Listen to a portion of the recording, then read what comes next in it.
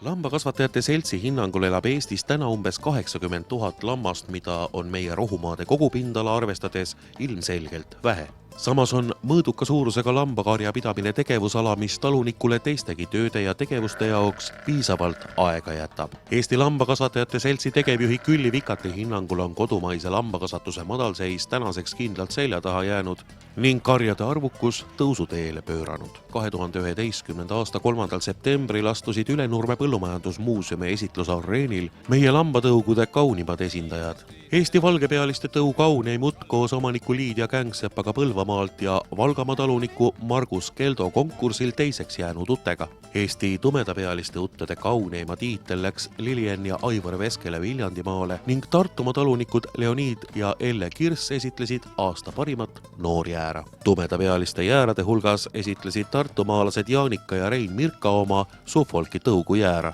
Texeli tõugu aasta parimaid noorjäärasid esitlesid Ülenurmel Elle ja Urmas Sellis Põlvamaalt ning samuti Valgamaa talunik Margus Keldo. Pärnumaa talunikud Merike ja Vambola Pakov tõid Ülenurme areenile lintidega ehitud ainsa kitse. Viimastel aastatel on lambakasvatust elavdanud linnadest maale elama asunud noored pered, kellel julge ettevõtmisega alustanult peagi ka esimesi tagasilööke tuli kogeda. Meil ei olnud kuskile neid lambaid panna. Realiseerimisena oli pikk ja vaevaline ja teinekord hind ei kompenseerinud enam seda, mis talunik ootas või eeldas. Kui nüüd saaks ekspordi käima, nagu lihaveisid on suutnud teha, siis ma arvan, et elustab Eesti turgu. Eesti tumeda ja valgepealise lamba tõuaretustöö eesmärkidena tuleb nimetada tallede kasvukiiruse suurendamist, liha kvaliteedi näitajate parandamist ja uttede viljakuse kasvu. Selleks me oleme hakanud mõõtma nendel lihas silma ja rasva, et teada saada, milliseid tulemusi on oodata, kui ta on tapaküps. Just selliseid tingimusi järginud tõuaretajatest parimaid tunnustasid Ülenurmel toimunud näitusel Tõuloom 2011 Eesti Tõuloomakasvatuse Liidu ning Veterinaaria Toiduameti esindajad. Ja lambakasvatajate selts on tunnistanud parimaks Eesti valgepealiste lammaste aretajaks perekond Sellise.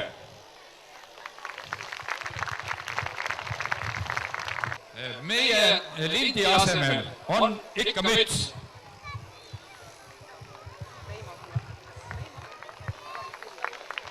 Karikas, rosett ja tänukiri.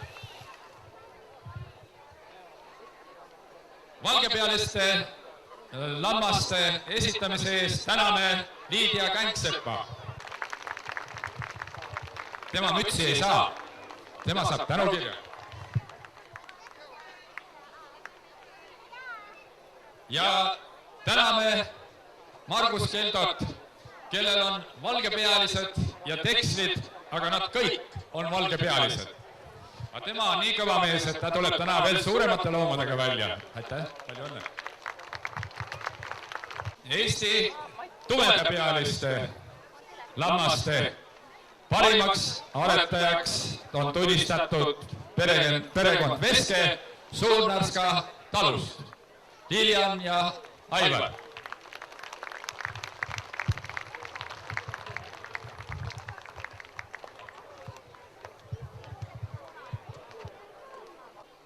Täname ka perekond Kirssi, Leonid ja Elle, ka tumedapealiste lammaste aretamise eest.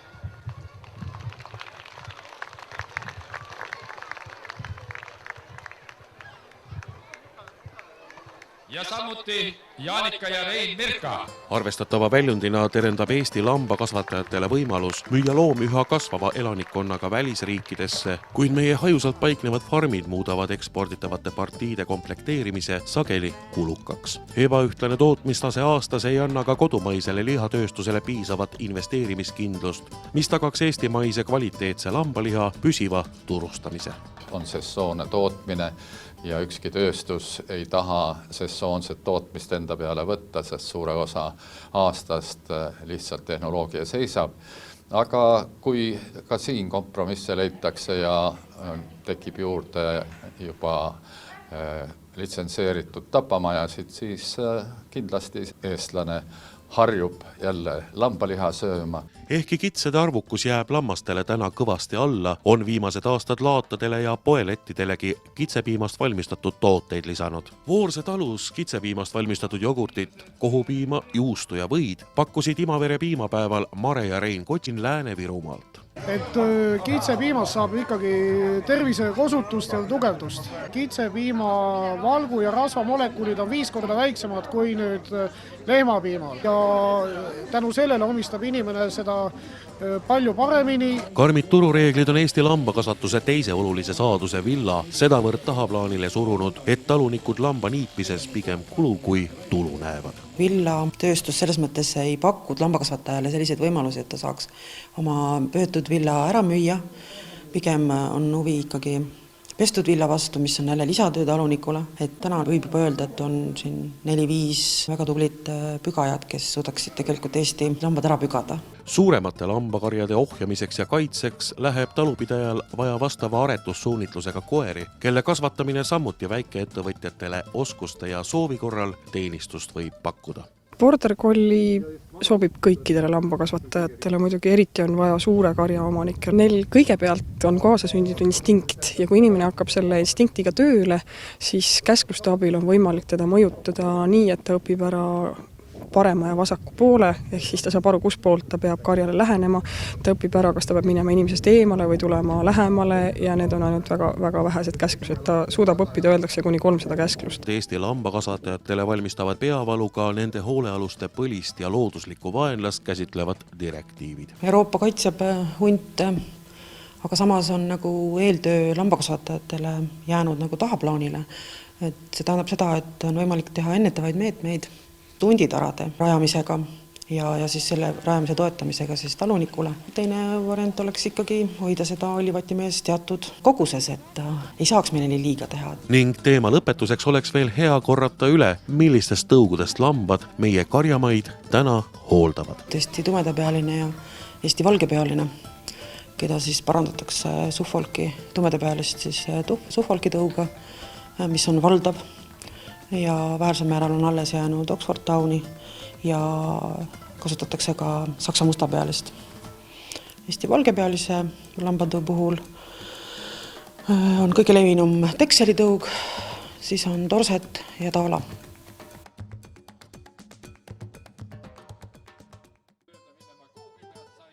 Aasta 2011 läks Eesti linnukasvatajatele ajalukku edukana. Eelmise aastaga võrreldes kasvas lindude arv 14% ning munatoodang suurenes 5% võrra. Aasta parima tõuaretaja tiitli pälvis Ross 308 tõugu lihakanade eest aktsiaselts Talleeg. Järveotsa vutifarmi omanikule Ülo Pullisaarele tõi tunnustuse Eesti vuttide ja Prantsuse lihavuttidega tehtud tõhus aretustöö. Eesti vuti omadused on paranenud aastate jooksul. Muna on suuremaks läinud, munatoodang on väga hea, sööda kasutus on hea, nii et vutt on igati väga kõrgel tasemel tänu just professor Aarlat Tiku aretustööle. No me oleme püüdnud Eesti vutti aretada, võiks öelda diametraalselt 2 eri suunas. Ühelt poolt lisada talle kehamassi ja lihaomadusi ja teiselt poolt ikkagi suurendada veel munajõudlust, kuigi viimase piir on õige lähedal, sest kontrolltulemused viimasel ajal näitavad, et vuti aastatoodang on aastate lõikes olnud 320, 328 isegi. Nii et ega siin palju juurde kruttida ei saa, aga me suurendasime natuke ta kehamassi, mis võimaldab siis munatootmisel isas vutit realiseerida lihavuttidena ja teiselt poolt tõstsime ka muna keskmist massi endise 11 grammi asemel 14 grammi piirimail. Kuid hoolsale aretustööle vaatamata leidub Eesti vutti eestlase toidulaual veel suhteliselt vähe. Eestlane võtab kõiki uusi asju ikka kaunis raskelt ja me oleme teinud ikka palju aastaid töid. Praegu ka ikkagi 40% me toodangust ekspordime, kuna Eesti ei suuda meie toodangut ära tarbida. Professor Harald Tiku hinnangul võiks vutikasvatuse müügitulemusi parandada aktiivse müügitöö toidu populariseerimise suurfoorumitel. Põhjamaades praegu nagu kalkun, hani ja part täiesti puuduvad, siis võiks vutt selle tühja paiga küll oma kätte võtta. Pealegi on siin väga head näidud ees, nagu toidumuna rikastatakse omega rasvhapetega. Kui pisikese vuti jaoks on Eesti turg veel täna liiga suur, siis munakanade ja broilerite mastaapseks tõuaretuseks kipub meie maa jällegi väikseks jääma. Kui me räägime Talekist, siis selle omanikud on meie naabrid, soomlased ja on veel üksikuid farme, millised siis on Eesti kapitalil, aga instrueeritud hästi tööstuslik tootmine on ju aastakümneid olnud ja nüüd on siis siin tagasitee roheliste nõudmiste järgi, et jõuda jälle puurist põrandale. No see kindel on, et see nii ei lahene, et leitakse siin kompromissid. Aga muna tootmine ja broileri tootmine on tasemel ja meie Eesti elanikkond on ka sellega varustatud. Vanasti tegime ise koha peal nii-öelda käsitööna seda tõuaretustööd. Nüüd me ostame põhiliselt sisse nii Soven broilerist tuleb siis lihakanade tõumaterjal, kui siis Aaviste aretuskanalast tuleb munakanade Highline tõumaterjal. Sealne aretustöö tase on palju kõrgem kui meil oli ja ilmselt seda teed tuleb jätkata, sellepärast et Eesti on niivõrd väikene riik, et ühte suurt ettevõtet haudumunade tootmiseks, tibude tootmiseks ei ole mõtet üleval pidada. Lõppenud 2011. aasta muudab linnukasvatajatele eriliseks ka ühe unikaalse teatmeteose ilmumine. Nimelt nägi paariaastase töö tulemusena trükivalgust esimene eestikeelne linnukasvatustermineid seletav sõnaraamat. No siin on 1070 linnukasvusterminid ära seletatud väga lühidalt ja kuivõrra omataolist selles ulatuses varem ei ole olnud, siis on ta teatud määral ka linnukasvatuses ikkagi arvatavasti väga mitmed aastad kasutatav. Ikkagi see sõnavara, mis praegu ajakirjanduses kasutatakse linnukasvatuse kohta või linnukasvatuse terminoloogia, see on ikka väga palju teinekord mööda, siit oleks võimalik siis ka ajakirjanikel materjali saada, aga muidugi põhiõpikuna jääb ta ikkagi tudengite pädevusse. Raamatu autoriteks on Harald Tikk, Mati Piirsalu, Viive Tikk ja Liisa Hanson.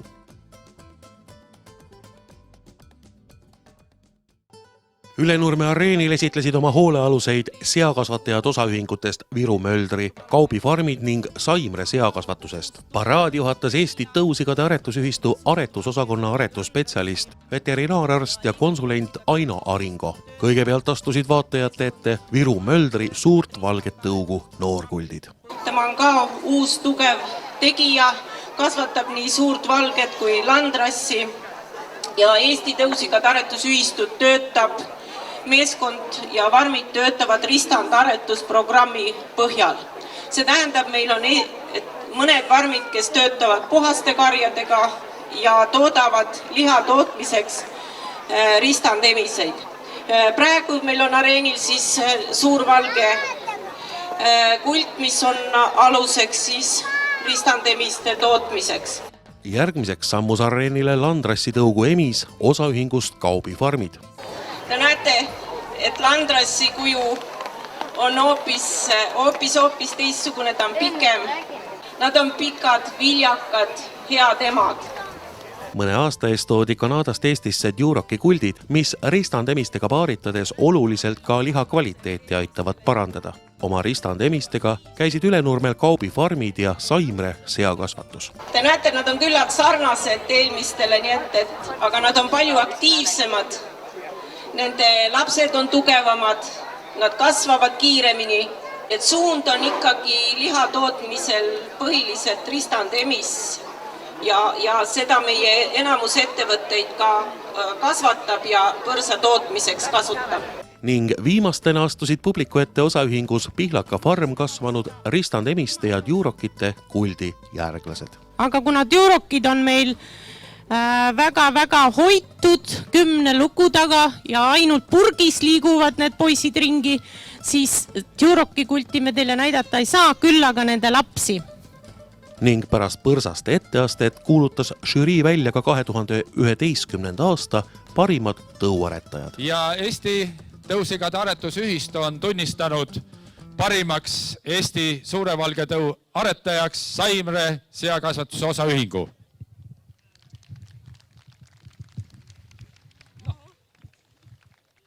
Eesti Maatõu, nimetame teda ka landrassiks, parimaks aretajaks tunnistati osaühing Viru Mölder.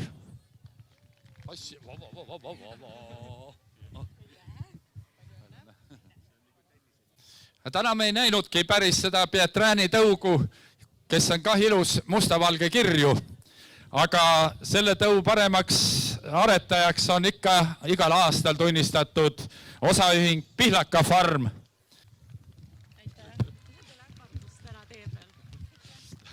Nüüd oli suur vaidlus. Eestis on tunnustatud puhasaretus. Puhasaretuse baasil püsivad tõud ja seda jätkatakse pidevalt ja parandatakse ka sugulastõugudega, keda tuuakse Eestisse sisse.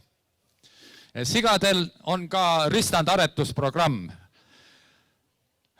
Selle lõpp on muidugi need kaks väikest, kes siin väljas jooksid, kus on mitu tõugu, 2, 3, 4 tõugu kokku juba keevitatud ja nemad pärast tapaküpsust lähevad tõesti seda kurba teed, aga meile rõõmustavad teed, kust me oma toidu saame. Aga on üks aste ja see on nimelt, et saada viljakamaid emiseid, tuleb meie Eesti 2 valget tõugu ristata oma vahel ja nemad on viljakamad kui need, kes siis selle värvi ja väikese pekiga parandavad lihakehasid. Ja see on ka omaette tegevus. Meie Eesti Tõuloomasse Liidu volikogu koosolekul arutasime, kuid jäime seisukohale, et me välja karikat ei anna. Aga täna veel arutades oli diskussioon ja komisjon, kes seisab teie ees, lubas mind ikka toetada selle nimel, et ma julgen välja öelda, et me anname osaühing Kaubafarmid ka karika ristand emiste eest. Mitte ristamise eest, vaid heade ristand emiste eest.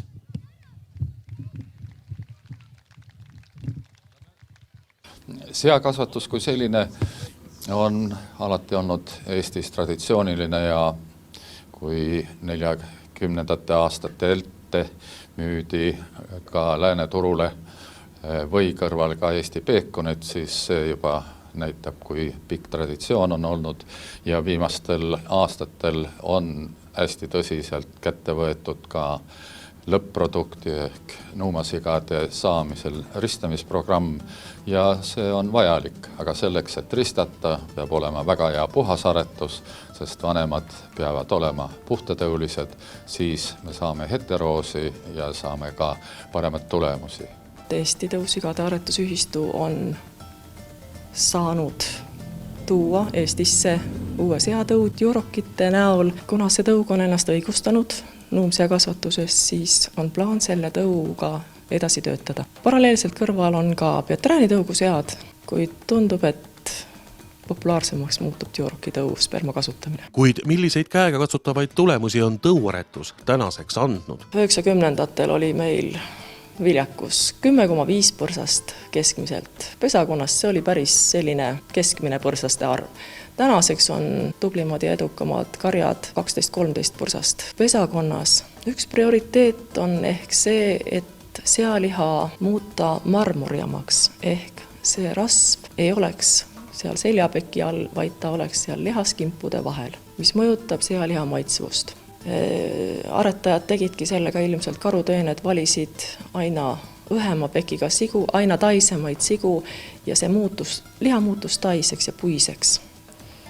Ja eks nüüd juuroki tõu kasutamisega me katsumegi seda olukorda leevendada. millised on aga Eesti seakasvatajate tänased rõõmud? Need, kes on siia maastikule alles jäänud, on suutnud oma ettevõtteid rekonstrueerida. Tänu PRIA toetustele muidugi teoks saanud ja need rekonstrueerimised annavad juba tunda tegelikult tootmistulemustes.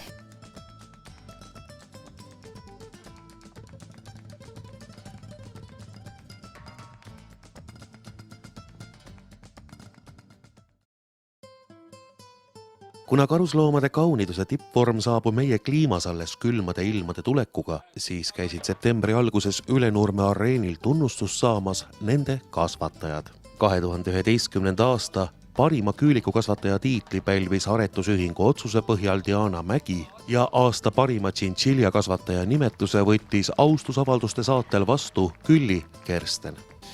Karusloomakasvatus on olnud selline tootmisharu, mis on nüüd taas iseseisvunud Eestis teinud selliseid lainelisi käike, et kui me räägime kiskjalistest, mitmesugustest rebastest, naaritsatest, siis nemad on ikka jälle lauale kukkunud, sealt jälle välja tulnud, aga erilist arengut ei ole olnud ja praegu on siis tšintšilja ja küülikukasvatajad rohkem organiseerunud ja nad on nähtavad.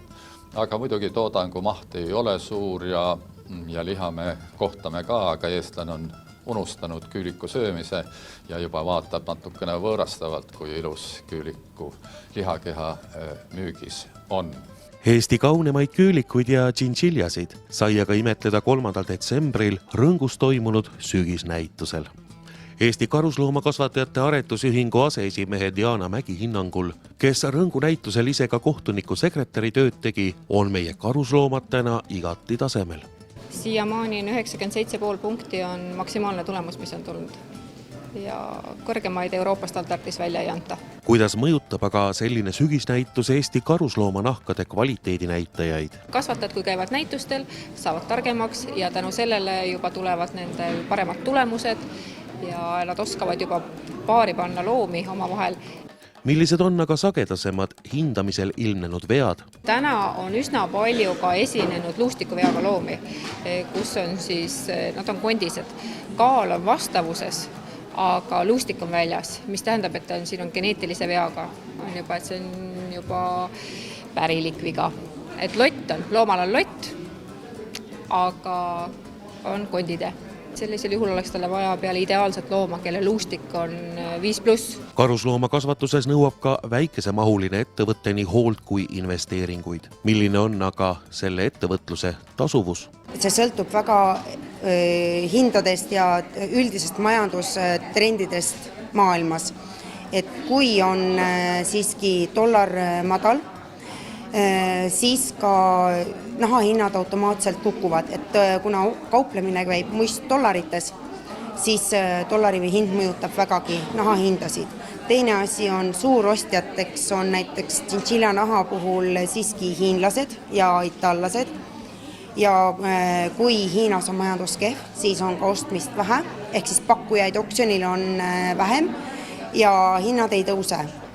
Kui aga on piisaval hulgal pakkujaid, siis nad pakuvad üle ja hinnad on päris meeldivad. Kui küülikute ja tšintšiljade kasvatamine näikse täna hästi minevat, siis sootuks teistmoodi on käinud käsi neil, kes kiskelisi karusloomi kasvatavad. Tänaseks on meil järgi üks suur farm ainult, Karjaküla ja üks väike perefarm ja ega neil eriti hästi ei lähe selles suhtes, et avalik surve on väga suur ja neil on töötajatel on vaimselt väga raske seal töötada, sest et neid peetakse kui kurjategijaid. Oma tegevuses vajalikku oskusteavet hangivad täna 38 karusloomakasvatajate aretusühingu liiget nii ühingu sees toimuva kogemuste vahetamise kui välispartnerite kaasamise kaudu. Ühing on koht, kus me jagame omavahel kogemusi ja infot ja üksinda ei suudaks mitte ükski inimene sellist näitust kokku panna. Selle jaoks on vaja meeskonda ja seda meeskonda ei ole ka võimalik palgata, et meil on enamus tegevusi käib ühiskondliku vabatahtliku töö alusel, sest et ühtegi toetust me ühestki instantsist ei saa, et meie liikmed maksavad kõik meie tegevused ise kinni. Ja hästi toredaks kohaks, kus alati saab palju oskusi ja teadmisi, on Taani oksjonikeskuse nahkade hindamise seminar tšintšiljadele näiteks, et seal me üritame iga 2 aasta tagant käia, et oskused säiliks ja iga kord on midagi uut juurde tuua.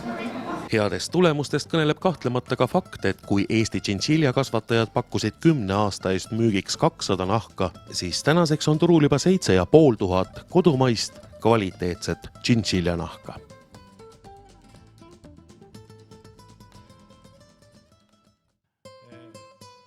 Ülenurme tõuloomade 2011. aasta sügisnäitusel astusid areenile Eesti maatõugu, Eesti punastõugu, Eesti Holsteini tõugu ning lihatõugu veised. 7 vaatajate ette toodud maatõugu veisest valis 2 parimat välja Soome kohtunik Alle Saastamoinen Jokioineni põllumajandusuuringute keskusest. Et meie Eesti maakari ikka püsib endiselt väga heal järjel, järjest paremad aretuse tulemused on meil iga aasta ja selle möödunud aasta 1. jaanuari seisuga oli juba maakarja keskmine 4850 kilo.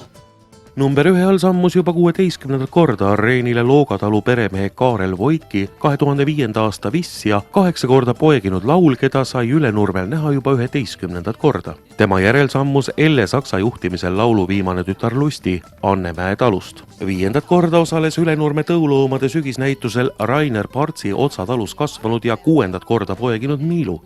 Otsa talus elab ka Tartumaa suurim maakari. Kõikidest tõuveiste näitustest osa võtnud Õunapuu talu perenaine Lea Puur Viljandimaalt esitles Maasut ja tema tütar Birgit Kruuse 2010. aasta vissi Pipit, kes tunnistati parimaks ka Pärnu ja Viljandimaa maakarja lehmadest Kurja talumuuseumis 2011. aastal toimunud Eesti hobuse ja Eesti maakarja päeval. Viljandimaal Enno Lohu Andressaare talus sirgunud Pamelat esitles Ülenurmel taluperenaine Merja Magnus, kes on ise juba aastaid oma karja piimast piimatooteid valmistanud. Number 9 all sammus areenil 2009. aasta maakarja viss Heidi Eesti Maaülikooli Eerika Farmi osaühingust ning teda esitles Kalev Markus. Ning siis tegi kohtunik Alle Saastamoinen teatavaks oma otsuse. Ja teise koha ma annan number 6, Pippi. Pippi sai eelmisel aastal vissi tiitli. Ja nyt aastal ma annan vissi tiitli number 9, Heidi. Kui kauneimad maatõugu lehmad valitud, tegi professor Olev Saveli teatavaks Eesti maakarja kasvatajate seltsi otsuse, mille kohaselt on 2011. aasta parimat tõuaretaja tiitli pälvinud tulundusühingu Mereranna põllumajandusühistu loomakasvatajad. Erinevalt teistest Eestis kasvatatavatest veisetõugudest ei ole maakarja kvaliteedi näitajateks rekordilised väljalüpsid, vaid looma hea tervis ning pikk iga. See on hea, kui et Eesti riik on võtnud endale kohustuse säilitada bioloogilise mitmekesisust ja samamoodi me oleme Eesti maakarjana ohustatud tõuna kirjas FAO välja antud raamatus. Nii et need on väga olulised asjad ja neid püüame seda tõugu siis siin hoida ja säilitada, aga ka aretada. Suurimaks probleemiks peavad maakarja kasvatajad sugulasaretuse suurenevat tõenäosust ning tõsiasja, et 224 maakarja kasvatavast majapidamisest osaleb jõudluskontrollis vaid 100. Ohustatud tõu toetust makstakse ka sellistele majapidamistele, kes tegelikult jõudluskontrolli ei tee. Et loomulikult ma saan aru, et kõigil ei olegi seda võimalust teha, aga et aretustööd ka tõhustada, sellepärast on ikka hästi oluline jõudluskontrolli tegemine, et sealt me saame ju andmeid, me teame, millist pulli me saame kasutada.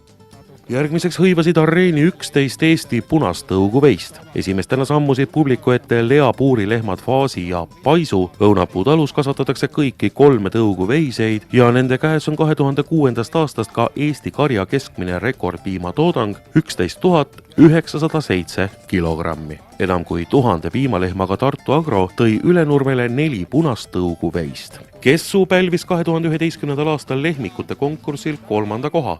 3. korda poeginud lehm Palma on suure piimaanniga. Talvi tuli esmapoeginute lehmade arvestuses 2011. aastal 3. kohale ning Tartu Agro rivistuse lõpetas Eesti punase karja 2011. aasta viss ja noorte lehmade võitja Kupi, kelle viimane kontolüps oli 47 kilogrammi. Kindlasti on Eesti suurimat piimakarja kasvatava aktsiaseltsi Tartu Agro head piimatoodangu näitajad seostatavad ka viimastel aastatel lautadesse tehtud mahukate investeeringutega. Näiteks ületas sealse punase karja väljalüps juba 2010. aastal 10 000 kilogrammi piiri. Viimastel aastatel ennast Eesti piimatootjate tipptegijate hulka töötanud Viljandimaal tegutsev Kõpu põllumajanduslik osaühing tõi näitusele 2 lehma. Panto saavutas 2011. aastal teist korda poeginute lehmade arvestuses teise koha ning Vööbe oli esmapoeginute võitja ja 2011. aasta reservis.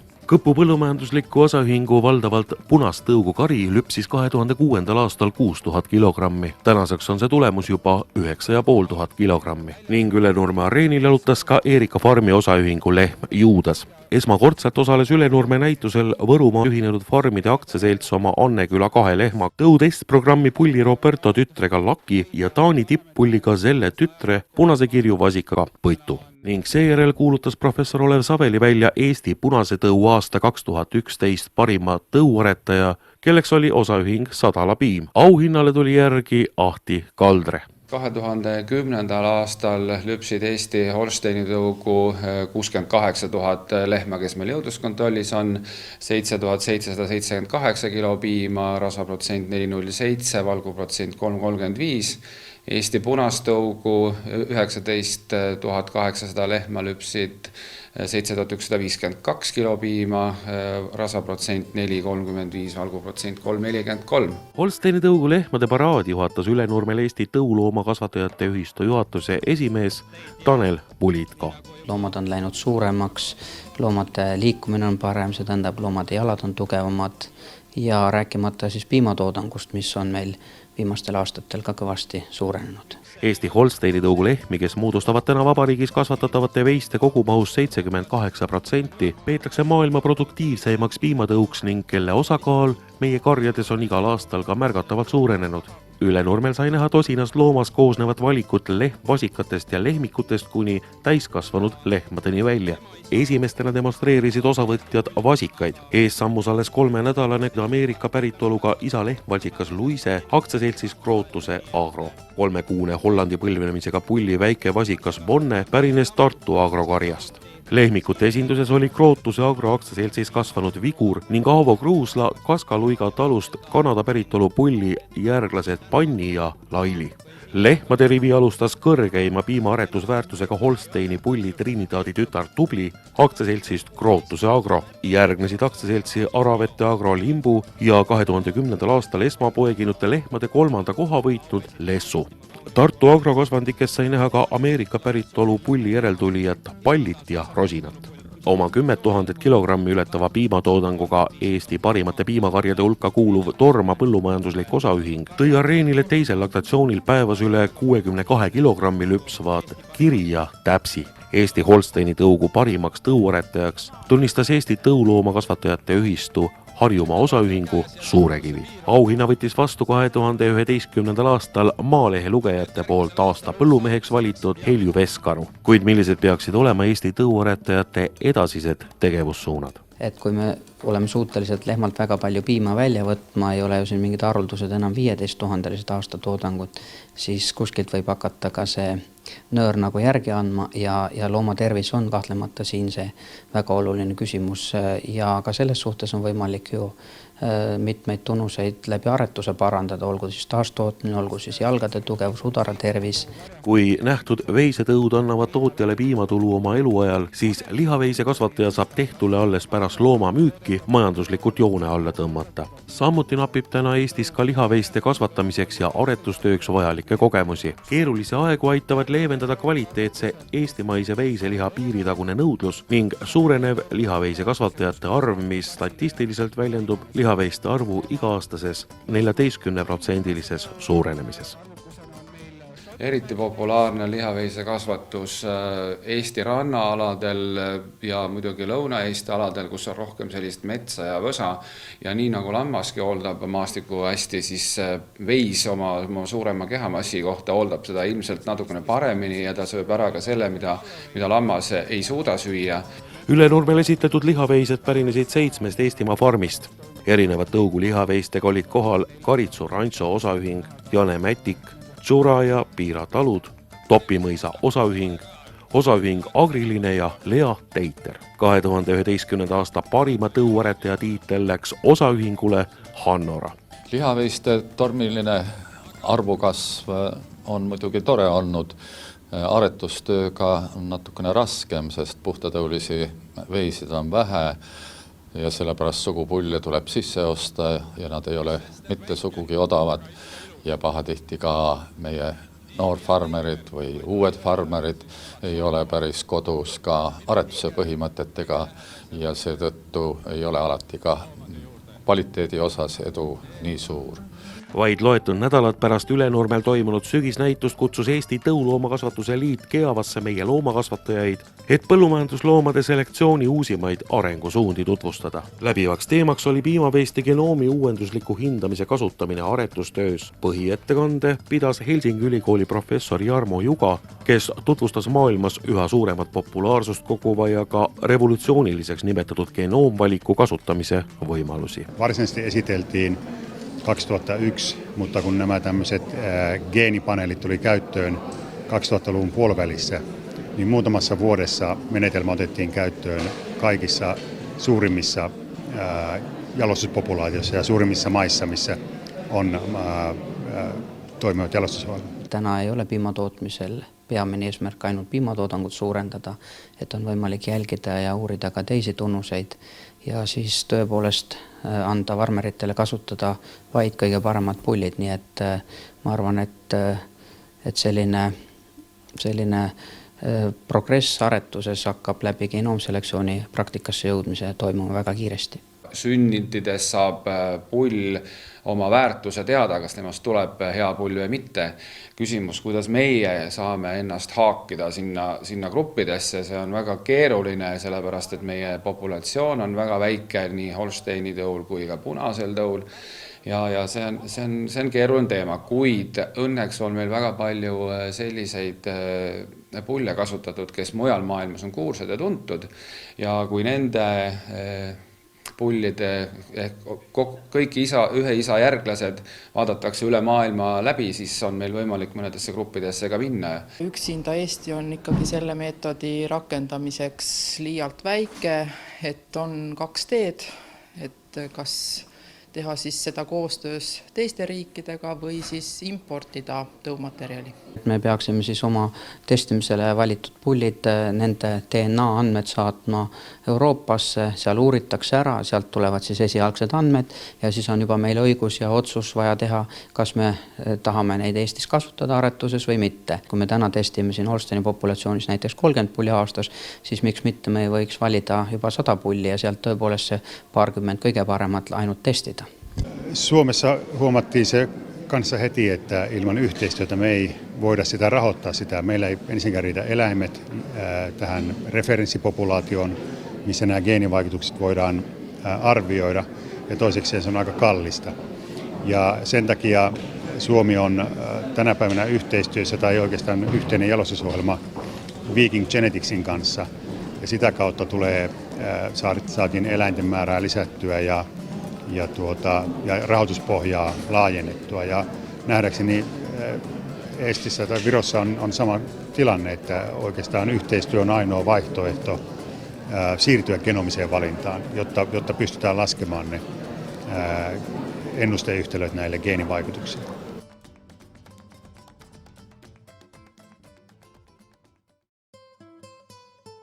Viimastena astusid Ülenurmel publiku ette hobused. Eesti tõugu hobustest sai imetleda 9-aastast Täkku Eurot, kes rakendikatsete tulemuste järgi suudab läbida 1 kilomeetri vankri ees 2 minuti ja 58 sekundiga. Hobuse omanik on Taimi Usina ja tema poegade osaühing Redesmar.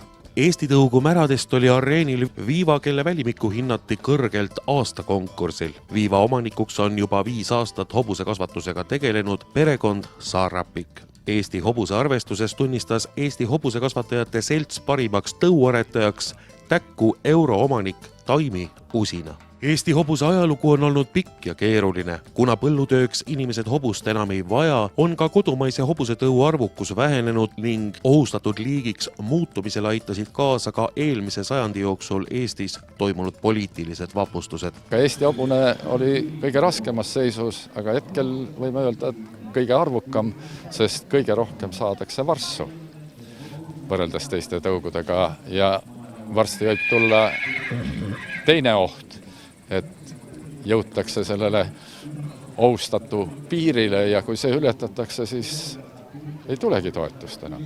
Olgugi, et hobuste arv praegu on juba päris suur, siis et võtame 5 või 10 aastaks ohustatud tõustaatus ära, siis ma ei pea seda õigeks. Võib-olla 10-20 aasta pärast ütleme jälle peame ohustatud. Igal juhul ta on ohustatud kogu maailma lahtises või avatud ühiskonnas. Sellepärast peame ikkagi neid kohalikke tõusid pidama olenevata hobuste arvust ohustatud.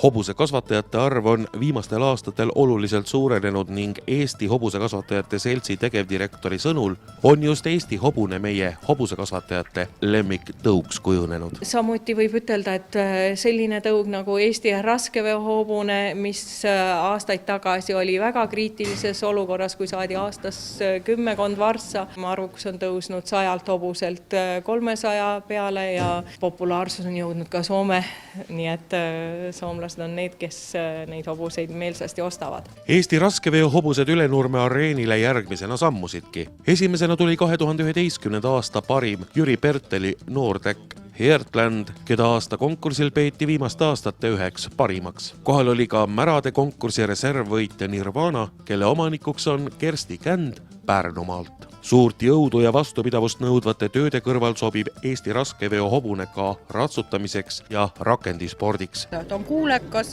võib-olla ta pole nii kiire, võib-olla ei tule temaga esimest kohta, aga ta sõidab alati oma raja läbi. Et see on, ma usun, et tulevikus on see väga suur niss.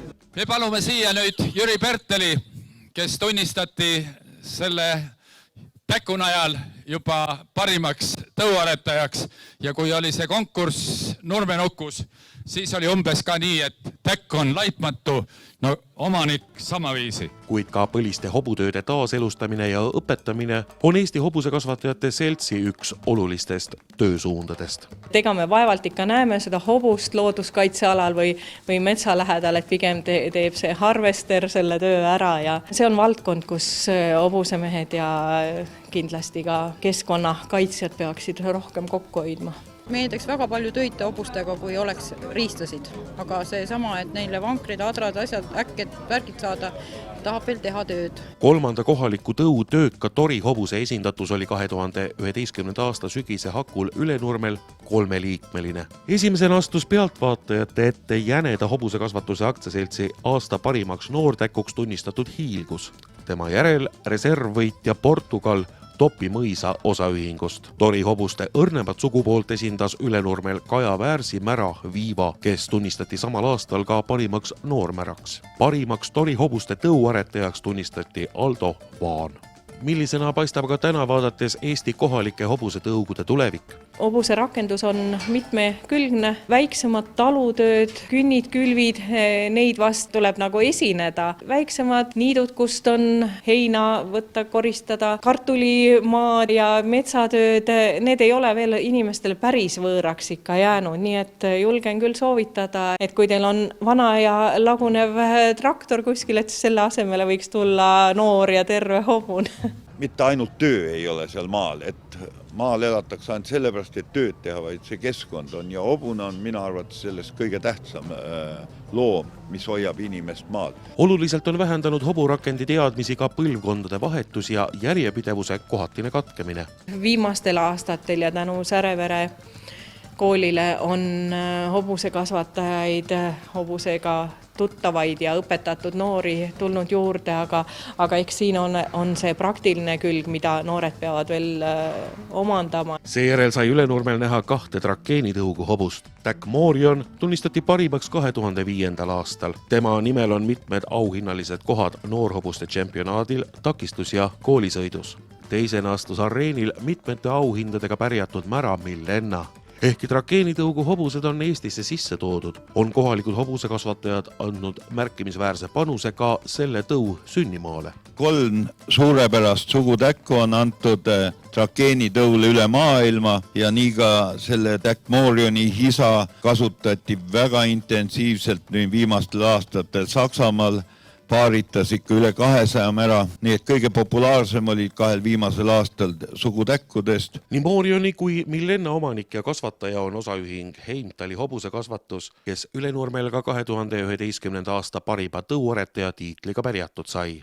Peep Puna, Heimtali hobusekasvatuse osaühing. Hobusekasvatajate tubli töö on laiendanud ka kodumaal kasvavate loomade valikut sedavõrd, et enam ei pea parimaid hobuseid tingimata piiritagustest maadest otsima. Tihtipeale minnakse selle õngekonksu otsa, et vot välismaalt saab parema ratsaponi või kõrgemale hüppava takistussõiduhobuse või kaunimate liigutustega koolisõiduhobuse, aga tuleb ka Eestimaal silmad lahti ringi käia ja oma hobuseid märgata.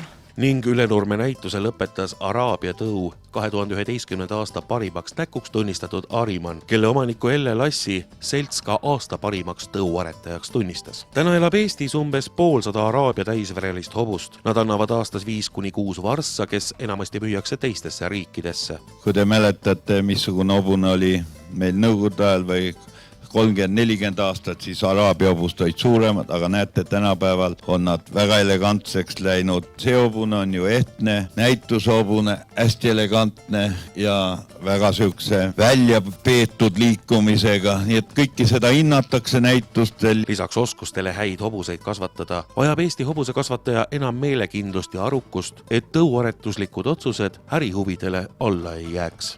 Sellised ärilise taustaga soove lõigata ühest tõust mingi osa välja, aga ega hobusekasvatus ei ole nii suuremahuline, et siin ka kihiviisi lõikuda saaks. Nii et siin on vaja üksmeelt ja erilisi uusi tõuge siin vaja ei ole. Eesti hobukultuuri kasvavast populaarsusest kõneleb ka Eesti hobusekasvatajate seltsi põnevatest ja õpetlikest ettevõtmistest Tulvil aastakalender. Sellel suvelgi meil lisandus juurde veel Korgjal toimunud Karl Robert Jakobsoni 170. sünniaastapäeva tähistamisel. Kena päev koos hobuste ja maakarjaga ja sellel päeval siis ka olid Eesti hobused nii koolisõidus, ka trillis, rakendis, viltimas. Hobune võib olla 101 tööd, võib ta olla sul ka 101 päeva lihtsalt sõbraks ja elustiili kaaslaseks.